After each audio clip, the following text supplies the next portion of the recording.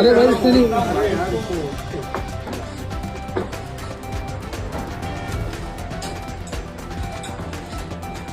वही आपको यार खींच लो अपनी तरफ खींच लो